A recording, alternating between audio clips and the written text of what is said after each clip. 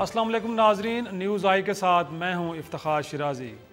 Drone हमले में मुल्ला मंसूर की हलाकत का मुअम्मा अभी पूरी तरह हल नहीं हो पाया, लेकिन उससे बढ़ के तशवीश की बात यह है कि अमरीकी सदर बाराक ओबामा ने यह कहा है कि पाकिस्तान में इस तरह के ड्रोन हमले जारी रहेंगे और अमन की राह में रुकावट बनने वाले दहशतगर्दों को ख़त्म किया जाएगा।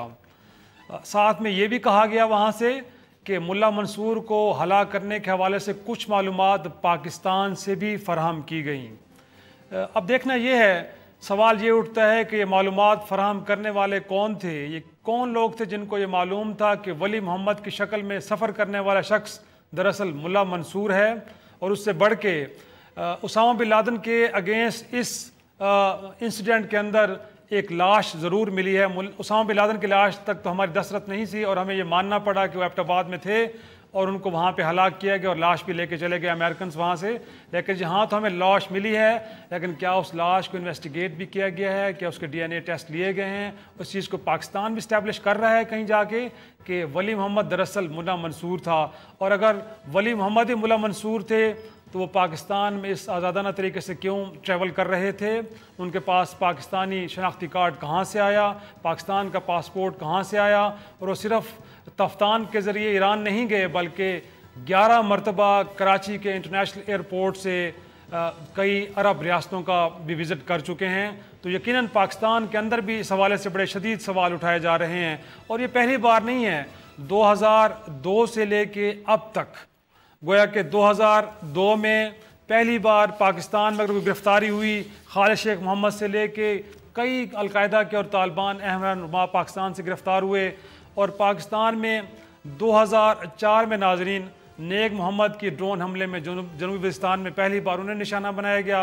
और उसके बाद से लेके बैतुल्ला मसूद, हकीमुल्लाह महसूद, उसामा बिन लादेन, कितने लोग हैं जो पाकिस्तान के अंदर ड्रोन हमलों में या अदरवाइज़ ऑपरेशंस के अंदर मारे गए। तो क्या फिर पाकिस्तान में दहशतगर्दों के ख़िलाफ़ जो ऑपरेशंस अब तक हुए हैं उनको कामयाब करार दिया जाए? पाकिस्तान के सिक्योरिटी इदारे क्या दहशतगर्दी के ख़िलाफ़ एक कामयाब जंग लड़ रहे हैं कि नहीं लड़ रहे? इस हवाले से भी यकीनन एक सवाल उठता है, उसको भी जवाब लेंगे। और चाबहार में ईरानी इलाका चाबहार, जहाँ पे अब भारत एक बड़ी इन्वेस्टमेंट लेके जा रहा है और वहाँ की बंदरगाह को डेवलप किया जा रहा है और कहा यह जा रहा है कि ये बंदरगाह बुनियादी तौर पे गवादर के मुकाबले में एक बड़ी ज़बरदस्त इंटरनेशनल पोर्ट होगी और उसके नतीजे में गवादर का मुस्तकबिल हम क्या देख रहे हैं। और ये तो अब जाके हुआ, लेकिन इससे पहले हमारे पास ईरान के साथ ताल्लुकात को बेहतर करने के साथ साथ तिजारत करने की अपॉर्चुनिटीज़ थी। गैस पाइपलाइन जो ईरान के एंड पे तो मुकम्मल हो चुकी है, लेकिन हम कई साल तक उसे मुकम्मल नहीं कर पाए। साथ में ईरान की तरफ से गवादर में एक बहुत बड़ी ऑयल रिफाइनरी लगाने की जो पेशकश हुई उसका क्या असर हुआ? और 3000 मेगावाट बिजली तफ्तान बॉर्डर से कोयटा के ज़रिए पाकिस्तान के नेशनल ग्रिड में देने के हवाले से जो पेशकश पड़ी है, ख़ुद हमने उस हवाले से इतने फ़ैसलों में ताख़ीर क्यों की? ये भी सवाल उठाएंगे। और हमारे साथ शरीक गुफ्तगू के स्टूडियोज़ मेरे साथ मौजूद हैं इम्तियाज़ गुल साहब। आप अगवान अमूर, इंटरनेशनल अफेयर्स और रीजनल अफेयर्स के हवाले से आप बड़ी गहरी नज़र आपकी, आप इन चीज़ों को देखते हैं। लाहौर से मैं स्टूडियो में ज्वाइन किया अशरफ जहांगीर काजी साहब, आप अक़वाम मुत्तहिदा में पाकिस्तान के मुस्तक़बिल मंदूब रहे हैं, बड़ी गहरी नज़र रखते हैं आप भी इंटरनेशनल अफेयर्स पे। थोड़ी देर में हमें ज्वाइन करेंगे लेफ्टिनेंट जनरल अमजद शुएब साहब, दिफाई अमूर के आप तजज़ियाकार हैं। टेलीफोन लाइन पे हमारे साथ होगी साबिक़ वज़ीर ख़ारजा हिना रब्बानी खर साहबा। लेकिन डिबेट शुरू करने से पहले मैं कोयटा जाता हूँ और हमारे ब्यूरो चीफ हैं सैयद अली शाह साहब, उनसे पूछते हैं कि बलूचिस्तान में पहली बार इनफैक्ट ड्रोन अटैक होना और इतना हाई प्रोफाइल गोया के तालिबान सरबराह का हलाक होना, वहाँ पे मुल्ला मंसूर की हलाकत के हवाले से क्या वहाँ पे कन्फ्यूजन दूर हो पाई है कि वाकई वली मोहम्मद ही मुल्ला मंसूर थे? और फिर उसके बाद डेड बॉडी मिली हमें, क्या उसको इन्वेस्टिगेट भी किया गया या उसके बगैर ही लवाहिकीन के हवाले कर दिया गया है? शाह साहब क्या कहेंगे आप? शुक्रिया सिराजी साहब, ये मुअम्मा अभी तक यहाँ पर भी हल नहीं हो सका है। शकूक व शुबहात यकीनन बरकरार है। 22 मई को ये बलूचिस्तान का जिला है नोशकी का इलाका है कोचक्की, यहाँ ये पाक अफगान सरहद के करीब है। यहाँ एक गाड़ी में धमाका हुआ है, जो आईनी शाहिदीन है या इलाके के लोग हैं, उसके नतीजे में हमें जो इब्तिदाई खबर मिली वो ये मिली कि इसमें 2 अफराद जुलस कर जाम भाग हुए थे। पाक अफगान सरहद है, पाक ईरान सरहद है? शाह साहब ये भी बताइएगा। نہیں یہ پاک افغان سرحد کے قریب ہے، وہاں سے ان 2 لاشوں کو یہاں سول اسپتال کوئٹہ لایا گیا۔ ہم اس کو ایسے روٹین کا ایک واقعہ سمجھ رہے تھے کہ شاید پیٹرول کی وجہ سے یا ڈیزل تو کی یہ وجہ کیا جا رہا ہے سے کہ تفتان بارڈر سے انٹر ہوئے ہیں، تو پھر یہ کیا آپ افغان بارڈر؟ یہ تھوڑا سا میں آپ کو بتا رہا ہوں، لاشوں کو جب منتقل کیا رات کو، جب امریکہ نے یہ کلیم کیا کہ انہوں نے یہاں بلوچستان میں ڈرون حملہ کیا ہے، تو اس کے بعد ظاہر ہے پھر میڈیا نے بھی اس پہ فوکس کیا۔ پھر ہم گئے یہاں، ان لاشوں کو سول اسپتال کوئٹہ لایا گیا۔ ایک شخص کی شناخت محمد اعظم کے نام سے ہوئی، اس کے چچا تھے حاجی خدائے نظر، اور ساتھ ہی ان کے بھائی محمد قاسم جو تھے وہ آئے۔ یہ بلوچستان کا علاقہ ہے، پاک ایران سرحدی شہر جو پاکستان کا شہر ہے تفتان، یہ اس کا رہائشی تھا۔ ان کی جو لاش ہے وہ ورثاء کے حوالے کر دی گئی، اور ساتھ ہی حکومت بلوچستان نے یہ بھی اعلان کیا کہ محمد اعظم کے جو ورثاء ہے انہیں 10 لاکھ روپے معاوضہ بھی دیا جائے گا۔ لیکن جہاں تک یہ ولی محمد کی لاش ہے، یہ ظاہر ہے بالکل آپ کوئی پہچان نہیں سکتے، یہ بری طرح جلس گئی تھی، ظاہر ہے کوئی اس کو آئیڈینٹیفائی نہیں کر سکتا تھا۔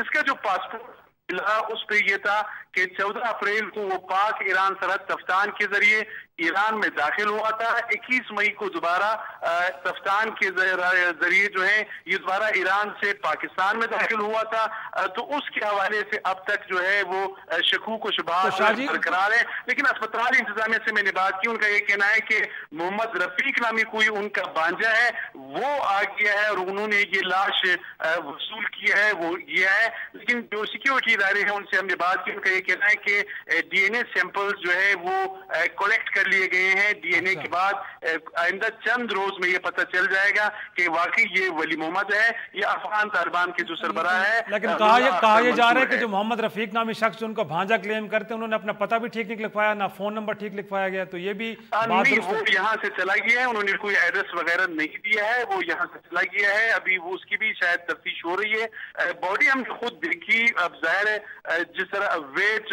ملا اختر منصور کا ہے، ویٹ تو اس میں ظاہر ہے وہ ویٹ کا زیادہ پتہ اس لیے نہیں چل رہا تھا کہ باڈی جو تھی وہ بری طرح جلس گئی تھی، اور جو دوسرا شخص تھا محمد اعظم، ان کے لواحقین فوری طور پر آئے اور انہوں نے اپنے رشتہ دار تھے ان کی ڈیڈ باڈی کو شفٹ کیا، اور انہوں نے یہ کہا کہ محمد اعظم گزشتہ 10 سال سے تفتان ٹو کوئٹہ وہ یہ ٹیکسی بھی چلا رہے تھے۔ یقیناً یہ میں آپ کو بتا دوں، جہاں تک ملا اختر منصور کی جس طرح رپورٹس آ رہے ہیں کہ یہ چونکہ ظاہر ہے بلوچستان میں پہلا ڈرون حملہ تھا، میرے خیال میں ملا عمر کی موت کے بعد طالبان میں یقیناً جو فیکشنلزم تھی وہ بہت زیادہ ہو گئی تھی۔ ملا اختر منصور طالبان دور میں 98 میں 99 میں وہ ایویشن منسٹر تھے، بہت کم یہ ایک بہت بڑا بلو بیک ہے اگر ان کی وہاں پہ ہلاکت ہوئی۔ لیکن ساتھ میں یہ بھی سوال اٹھتے ہیں کہ ہمارا تو خیال تھا، امپریشن یہ تھا کہ صرف فاٹا کے اندر طالبان اور حقانی نیٹ ورک کے آؤٹس ہیں، لیکن اگر بلوچستان کے اندر بھی اتنے فریلی موو کر رہے ہیں تو بہت بڑے سوال اٹھتے ہیں۔ ایک چھوٹا سا بریک لیتے ہیں، بریک کے بعد اپنے شرکاء کے ساتھ اس ڈیبیٹ کو اوپن کرتے ہیں۔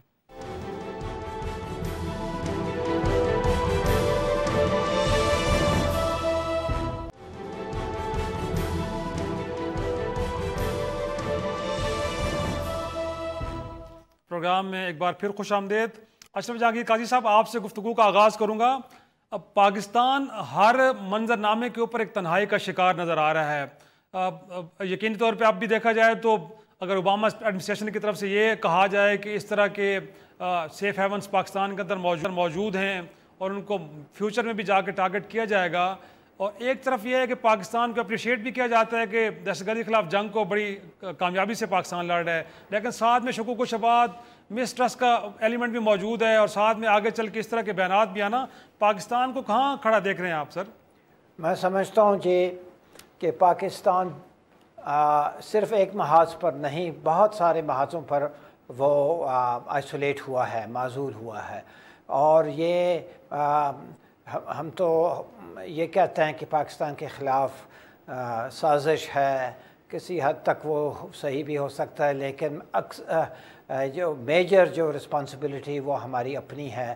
ہماری اپنی policies, Afghan policy, India policy, U S policy, Iran policy آپ دیکھ رہے ہیں، آپ کے سامنے وہ فیل ہوتے جا رہے ہیں، اور اس کی ذمہ داری جو ہے اس سے ہم بچ نہیں سکتے ہیں، اور اس کے وجوہات کئی ہیں، اور ہمیں تلخ حقائق کا سامنا کرنا ہوگا اگر یہ جاننے کے لیے ہم تیار ہیں. کیونکہ سچی بات یہ ہے کہ ہماری پالیسی جو فیل ہوئی ہے اور جو فیل ہو رہی ہے اس کے وجوہات ہمارے گورننس پہ ہے، اور ان کی جو رسپانسبلٹی بنتی ہے پاکستان کی حکومت چلانے کی ان پہ بہت زیادہ تر عائد ہوتی ہے. فارن آفس کو تو ایک اسکیپ کوٹ بنایا جاتا ہے. کاش کہ فارن آفس کا وہ انفلوئنس ہوتا فارن پالیسی پہ جو کہ ہونا چاہیے، اور اکثر ممالک میں ہوتا ہے، لیکن یہاں بھی ہماری فیلئر ہے. کیونکہ میں سمجھتا ہوں کہ فارن آفس کا فرض بنتا ہے کہ جب وہ اگنور ہو اور جب ان کی جو ایڈوائس ہے، مشورہ ہے، جو کہ اکثر صحیح بھی ہوتا ہے اور بیلنسڈ ہوتا ہے اور ایکسپیرینس کی بنیاد پر دی جاتی ہے، تو وہ اس کے لیے لڑیں، وہ اس کے لیے کھڑے ہو جائیں کہ جو ہم عرض کر رہے ہیں وہ صحیح ہے. آپ کو اس کو مد نظر رکھنا ہوگا، فیصلہ آپ کا ہے، لیکن ہم جو ہے اگنور ہونے کے لیے بالکل تیار نہیں ہے. لیکن اس کے لیے ہمت اور حوصلہ کی ضرورت ہے جو کہ اب تک نہیں دکھائی گئی. آپ ایک سابق سفارتکار رہے ہیں سر، بڑے اہم عہدوں پہ فائز رہے ہیں. ہماری کنفیوژن دور کر دیجئے کہ کیا واقعی سیاستدان اس ملک کی خارجہ پالیسی بناتے ہیں؟ اور دفتر خارجہ بھی اگر ایڈریس کرتا ہے تو وہ سیاستدانوں کو یا پالیسی کہیں اور سے، گائیڈنس کہیں اور سے آ رہی ہوتی ہے؟ سیاستدان کا تو بالکل کوئی حصہ نہیں ہے، اور وہ بڑے خوش ہیں اس صورتحال سے. وہ چاہتے بھی نہیں ہیں، وہ عیش کر رہے ہیں اپنی جگہ پہ، جن کے ہاتھ میں طاقت ہے لیکن جن کی ایکسپیرینس نہیں ہے. کیونکہ فارن پالیسی چلانا ایک بہت ہی پیچیدہ کام ہے، اس کے لیے ایکسپیرینس کی ضرورت ہے، اس کے لیے ایک خاص طبیعت کی ضرورت ہے، خاص مائنڈ سیٹ کی ضرورت ہے. اور اگر وہ ایسا ادارہ ہو جو صرف چیزوں کو کالے اور سفید میں دیکھتا ہے اور سمپلسٹک ٹرمز میں دیکھتا ہے تو وہ ان کے بس کی بات نہیں ہوتی ہے. تو پھر فیلئر کس کا ہوا سر؟ فیلئر کس کا ہوا، سیاستدانوں کا یا کسی اور کا؟ نہیں، اور کا. سیکیورٹی، انٹیلیجنس، ملٹری ان کا پرائمری ہے، اور اس کے بعد ڈیفینیٹلی فارن آفس کا بنتا ہے. کیونکہ فارن آفس کو اتنا پیسولی بیٹھ کے یہ برداشت نہیں کرنا چاہیے. ان کا فرض بنتا ہے، وہ تنخواہ لیتے ہیں اور لوگ ان سے وہ امیدیں وابستہ کرتے ہیں، تو ان کو یہ کہنا چاہیے کہ یہ جو ایکسپیرینس ہے یہ ہماری ہے، ایڈوائس ہم فیصلہ نہیں کر سکتے ہیں، فیصلہ تو پرائم منسٹر کو کرنا ہوگا. لیکن اگر پرائم منسٹر خود اپنے رسپانسبلٹی سے ہٹ جاتے ہیں، اور بھی لنڈن میں ہیں، اور پچھلی دفعہ بھی وہ لنڈن ہی میں تھے جب وہ پریزیڈنٹ غنی آئے تھے پاکستان، تو اگر یہ صورتحال اور پرائم منسٹر پیچھے ہٹتے ہیں اور رسپانسبلٹیز کو اہمیت نہیں دیتے ہیں تو فارن آفس کیا کر سکتا ہے؟ پھر بھی ان کو احتجاج کرنا چاہیے.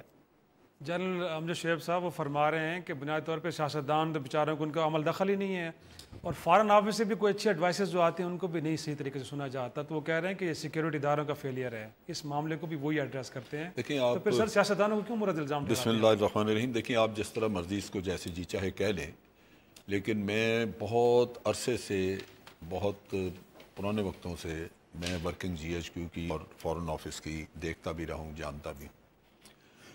اور اس میں ہمیشہ یہ ہوتا ہے کہ ہم ان پٹ دیتے ہیں، اور ان پٹ کے بعد یہ نہیں ہوتا کہ آپ اس کے تلوار لے کے کھڑے ہو جائیں کہ جو ہم نے ان پٹ دی ہے وہی آگے کام کرے گی. نہیں، آپ اپنی ریزننگ دے کے فارن آفس کو ان پٹ پہنچا دیتے ہیں.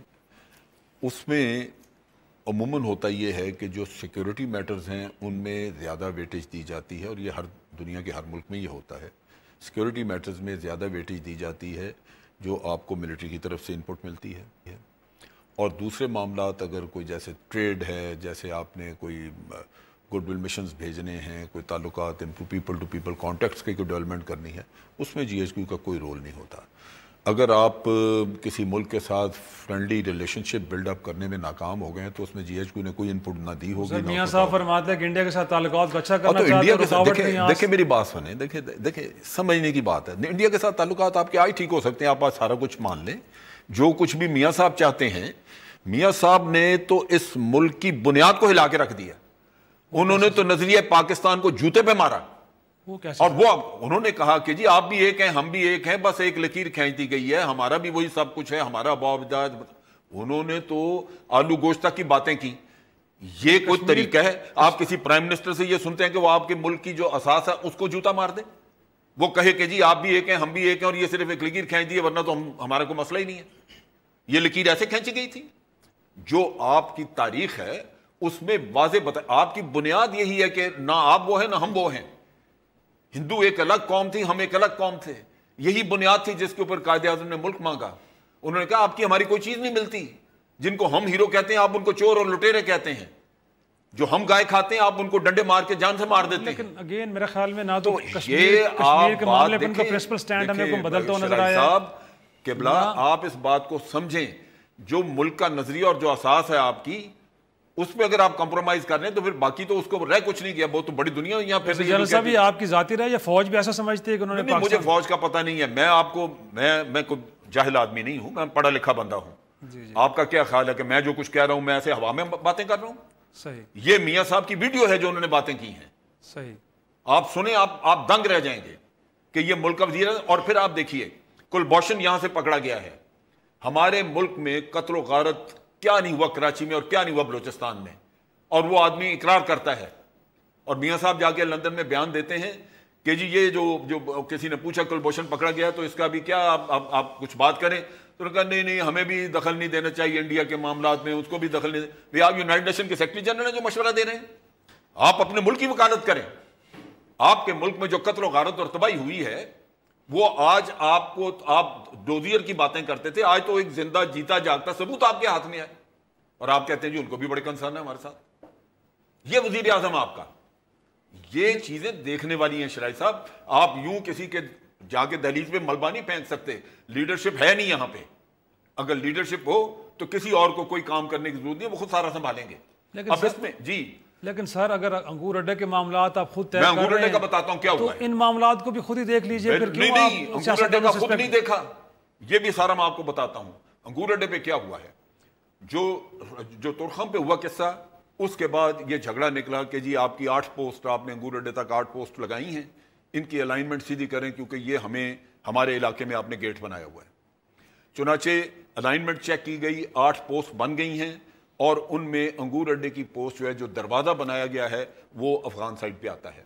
یہ چیز پرائم منسٹر کے نوٹس میں لائی گئی، منسٹر آف ڈیفنس کے نوٹس میں لائی گئی، اور ان کو بتایا گیا، اور ان کی اجازت سے ایک چیز ہو سکتی تھی، ان کو کہا جی اگر آپ کہتے ہیں ہم ڈوزر لے جا کے گیٹ گرا دیتے ہیں، وہ گیٹ اور اس کے ساتھ ایک کمرہ ہے جس میں امیگریشن والے بیٹھتے ہیں، اور اگر آپ گڈ ول چاہتے ہیں تو ہم بنا بنائی چیز ان کے حوالے کر دیتے ہیں۔ 1 انچ زمین نہیں کسی نے دی۔ لیکن وہ یہ پروپیگنڈا کر رہا ہے جو شخص آپ کے ملک میں یہ کہہ رہا ہے کہ ہم نے زمین ان کو دے دی، 1 انچ زمین نہیں ادھر گئی۔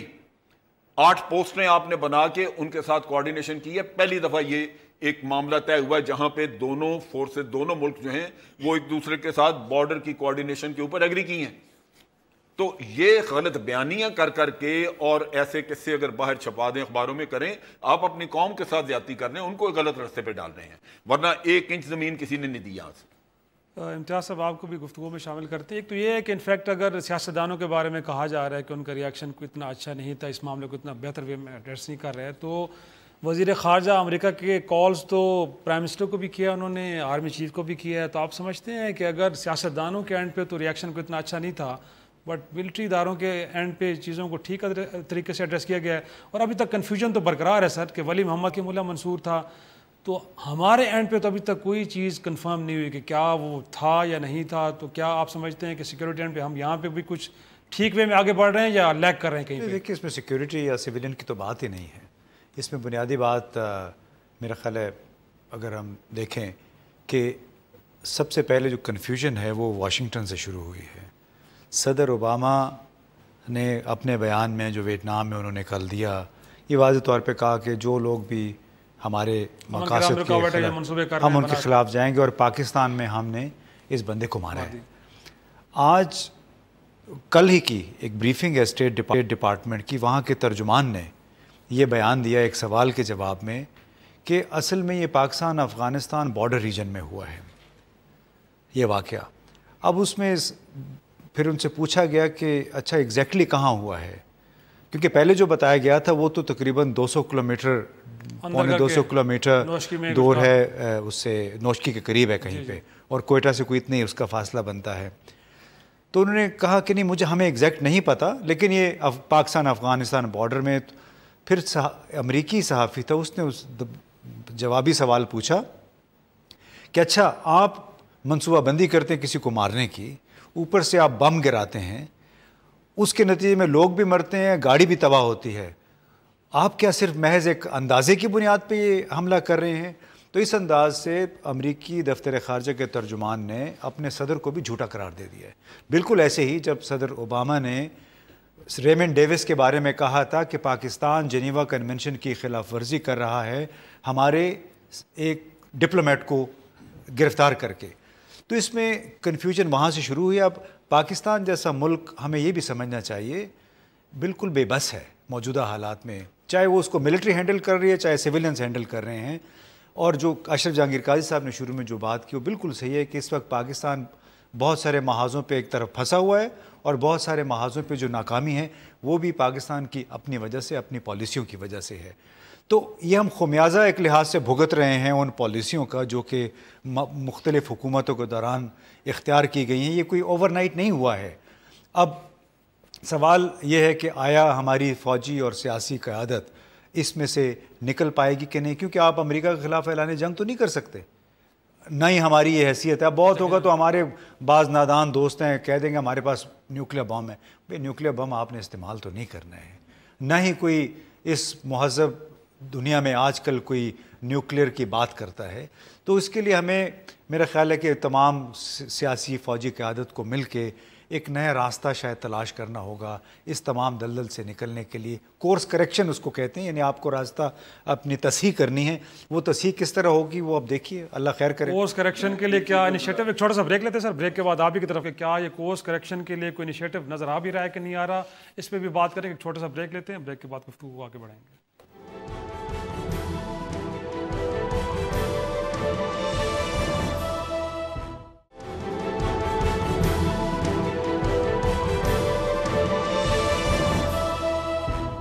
پروگرام میں ایک بار پھر خوش آمدید. ٹیلی فون لائن پہ ہمیں جوائن کیا ہے سابق وزیر خارجہ ہنا ربانی خار صاحبہ صاحب.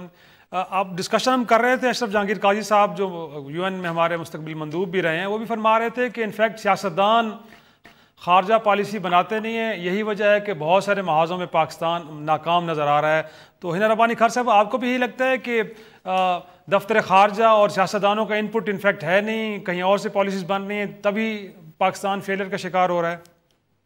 دیکھیں اگر آپ اس کو ایک روایتی طور پہ دیکھنا چاہیں تو اس کے اوپر آبویسلی بہت سارے نعرے لگ سکتے ہیں، لیکن میرے خیال سے جو ریالٹی ہے وہ یہ ہے کہ اگر ایک حکومت خود ہی اپنا فارن منسٹر ہی نہیں اپوائنٹ کرتی اور یہ پاور پرائم منسٹر صاحب اپنے پاس رکھتے ہیں، ڈیلیگیٹ ہی نہیں کرتے، فارن آفس میں خود ایک انفائٹنگ سا ماحول ہوتا ہے، کسی کو نہیں پتا کون رپورٹ کر رہا ہے سرتاج عزیز صاحب کو، کسی کو نہیں پتا کون رپورٹ کر رہا ہے طارق فاطمی صاحب کو، کس کے پاس پرائم منسٹر کا ایئر ہے کسی. تو یہ تو آپ نے خود ایک ایسی فضا کریٹ کی ہے جہاں پہ جو رہی صحیح تھوڑی بہت سویلین کے پاس ہوتی ہے وہ بھی آپ نہیں ایکزرٹ کریں اپنے آپ کو.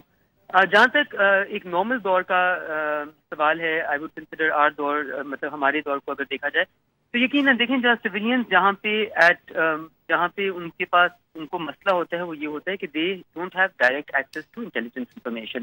آپ کو پتا ہے کہ یہاں پہ انٹیلیجنس انفارمیشن موسٹلی جن کوچز سے آتی ہے وہ آپ کو you have to take whatever is given, تو آپ کے پاس کوئی ڈائریکٹ سورس ایسا نہیں ہوتی. لیکن جہاں تک پالیسی میں اپنے آپ کو ایگزرٹ کرنے کی بات ہے، میرے نظر میں جتنا آپ کرنا چاہیں آپ کر سکتے ہیں. یقیناً پاکستان میں 35 سال مارشل لاء رہا ہے، اور اس کی وجہ سے ایک جو نارمل کانسٹیٹیوشنل رول سے زیادہ رول ایک اسٹیبلش کیا گیا ہے باقی اسٹیبلشمنٹ کا، جو کہ آپ آہستہ آہستہ ڈیموکریٹک ڈسپنسیشن کے تھرو نارملائز ہو رہا تھا. لیکن اس حکومت نے آ کے اس کا کافی زیادہ not even appointing foreign minister, مطلب 3 سال. لیکن ہنا صاحبہ آپ کے اپنے دور میں بھی تو ایسا رہا ہے کہ کیری لوگر بل ہو یا ایون انڈیا کے ساتھ تعلقات کو بہتر کرنے کی کوشش، تو آپ کو لگتا نہیں ہے کہ وہاں آپ کو بھی تھوڑی سی رکاوٹیں تو پیش آئی تھیں؟ یہ حقیقت ہے. دیکھیں انسیڈنٹس ہوتے تھے، اس کا ریئیکشن باقی لوگ بھی دے دیتے تھے، لیکن کیا ہم نے اگر سمجھا کہ 35 سال کے بعد کسی حکومت کے پاس اتنا آیا کہ جی انڈیا کے ساتھ ٹریڈ نارملائز کرنا ضروری ہے تاکہ ہم ان کے ساتھ اپنے ٹیریٹوریل ڈسپیوٹ سالو کر سکیں. ہم میں اتنا سخت تھا, ہم میں اتنا عزم تھا کہ ہم وہ کر چکے. اس کے بعد یقیناً انسیڈنٹ ہو گئے, اس کی وجہ سے جس طرح ہم کرنا چاہتے تھے نہیں کر سکے, لیکن ہم نے کوئی آگے اسٹیپ فارورڈ تو لیا. مطلب ہم ڈرے تو نہیں بیٹھے رہے, بیکاز دیکھیں at the end of the day constitutional ذمہ داریاں جس کے اوپر دی جاتی ہیں اس چیز کی ٹریننگ بھی اسی کو ملتی ہے. پاکستان میں صرف فارن آفس کو ڈپلومیسی ہینڈل کرنے کی ٹریننگ ملتی ہے, صرف پارلیمنٹ کو یہ امپاورمنٹ ہوتی ہے لوگوں کے ووٹ کے تھرو کہ وہ پاکستان کی پالیسی ڈیسیژنز میک کر سکے. یہ ساری چیزیں کسی وجہ سے ہے جو باقی. اور آپ کے دور میں فارن آفس ہی پالیسیز ڈکٹیٹ کرواتے رہے آپ کے خیال میں؟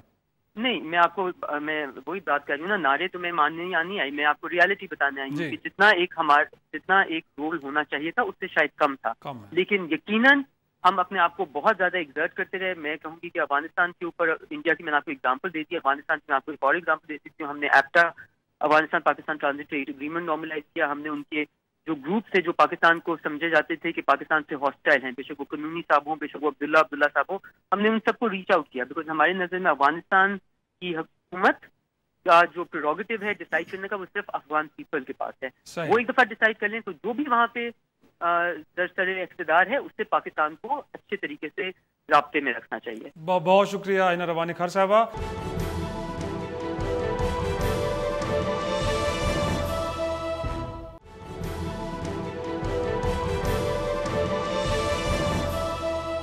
قاضی صاحب آپ کی طرف لے کے آؤں گا. انفیکٹ وہ کیا فرما رہی ہیں کہ اس گورنمنٹ نے تو انفیکٹ سرنڈر کر دیا, وہ کچھ کرنا نہیں چاہ رہے فارن فرنٹس کے اوپر.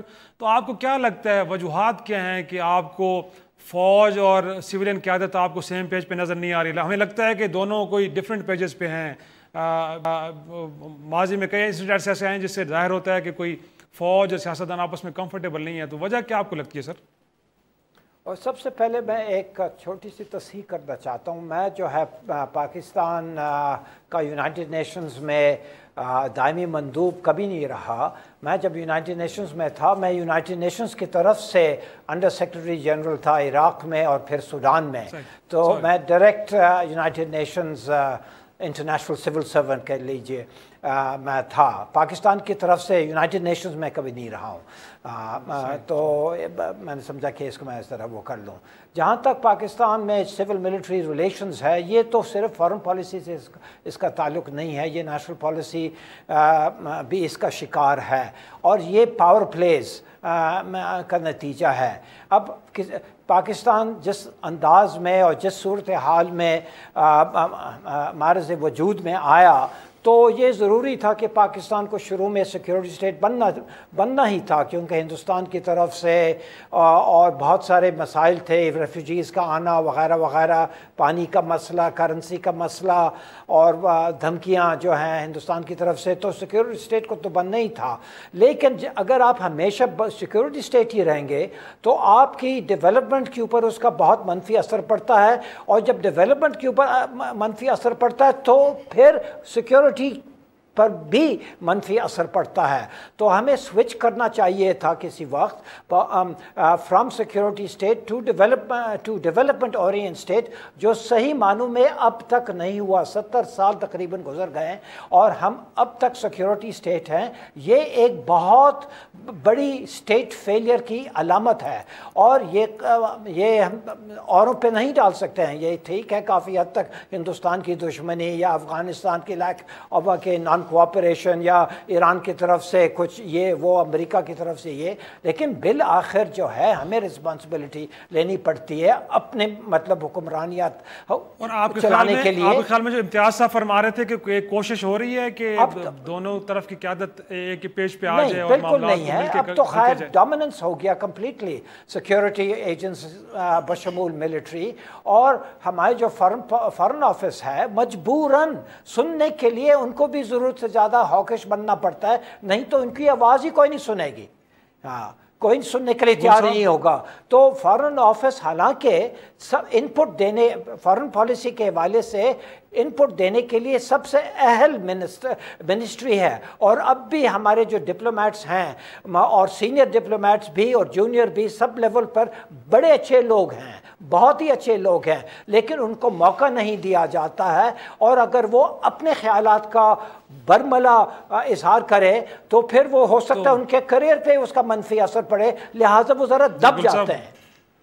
وہ تو فرما رہے ہیں کہ قاضی صاحب نے میرا خیال ہے اصل بات ابھی کر دی ہے کہ دفتر خارجہ کی جو حیثیت ہے وہ ایک آزاد ادارے کے طور پہ اس وقت ثابت ہوگی، اس وقت اس کا تعین ہوگا جب ان کے اوپر بیٹھے ہوئی حکومت ان کو اتنا ہی بااختیار بنا دے۔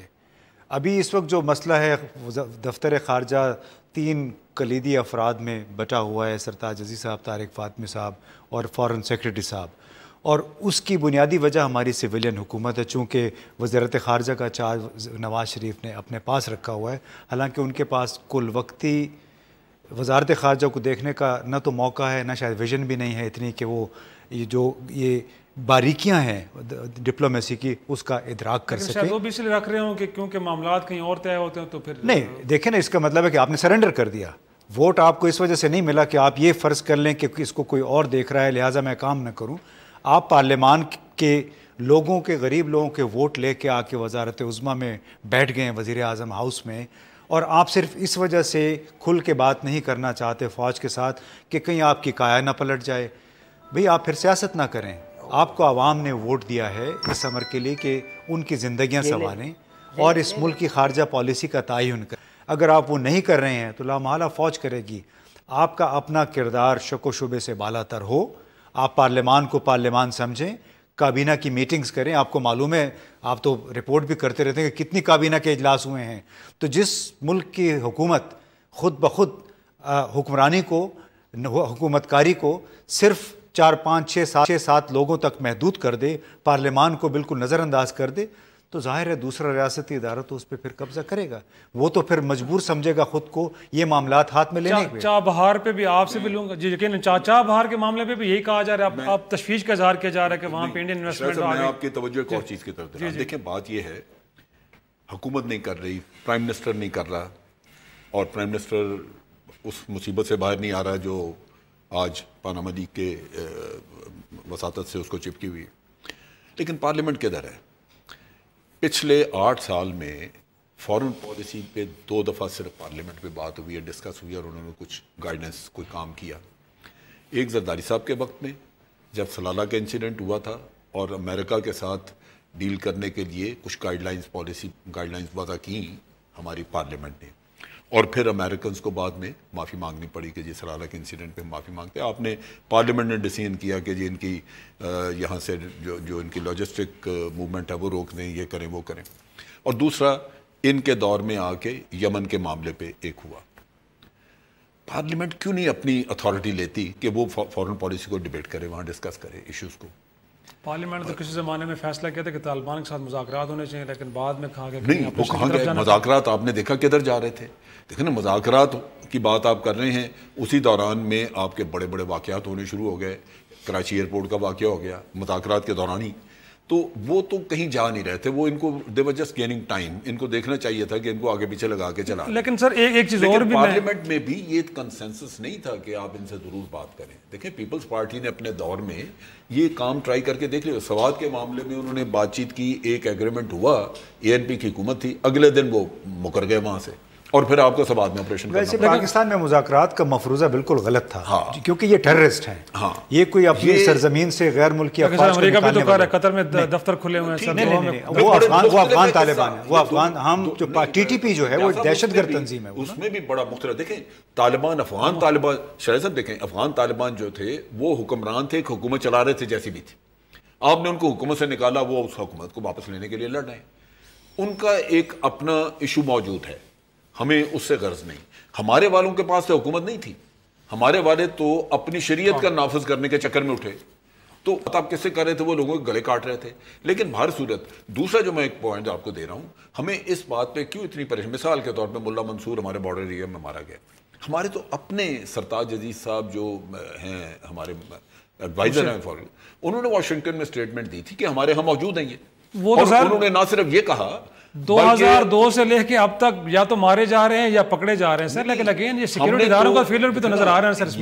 یہ چیز پہلے تو چلو کوئی ایمبیگوٹی ہوگی، نہیں ان کو سیکیورٹی اداروں کو معلوم ہے، کوئی ایسا فیلئر نہیں ہے اس کو. معلوم ہے آپ کے خیال میں کہ لوگ رہ رہے ہیں یہاں پہ؟ اس لیے تو سرتاج صاحب نے یہ بات، سرتاج صاحب نے وہاں پہ اوپنلی کہا. دیکھو نا، ان سے سوال یہ کیا گیا کہ اگر یہ آپ ان کو لانا چاہتے ہیں نیگوشیشن کے ٹیبل پہ، اور اگر وہ نہ آئے تو پھر آپ کیا کریں گے؟ تو ایک انہوں نے بڑا مطلب آپ یہ مان لیں کہ ٹھیک ہے ہمارے ہاں ہیں، لیکن جو ڈیمیجنگ سٹیٹمنٹ دی ہمارے، جس نے بڑا ہمیں نقصان پہنچایا بعد میں طالبان کے اوپر جو ہمارا انفلوئنس تھا اس کے سلسلے میں، انہوں نے ایک بڑی انسلٹنگ سٹیٹمنٹ دی. انہوں نے کہا جی ہماری بات نہیں نہ مانیں گے تو ہم ان کو یہاں سے نکال دیں گے، ان کی فیملیز کو نکال دیں گے، ان کی علاج معالجے کی سہولت بند کر دیں گے. میری اطلاع کے مطابق بہت سارے ان میں سے وہ پہلے لے جا چکے ہیں یہاں سے، اور آپ کا انفلوئنس نہیں ماننے لگے. جب آپ اس طرح کی تذلیل کریں گے تو پھر آپ کے ساتھ لیکن کیا واقعی ایسے ہی ہے کہ مشیر خارجہ کی سٹیٹمنٹ ہی پاکستان کے لیے ڈیمیجنگ ہے، یا اسامہ بن لادن کے جہاں پہ مارا جانا، ملا منصور کا مارا جانا، بیت اللہ مسعود کا مارا جانا، یہ زیادہ ڈیمیجنگ ہے؟ یقینی طور پہ سوال یہی اٹھا ہے کہ فوج اور سولین قیادت جب تک سیم پیج پہ نہیں آئے اور مل بیٹھ کے خارجہ معاملات کو اور انٹرنل معاملات کو ایڈریس نہیں کیا جائے گا، تب تک پاکستان مشکلات سے باہر نہیں نکل سکتا. اسی کے ساتھ اجازت دیجیے، خدا حافظ.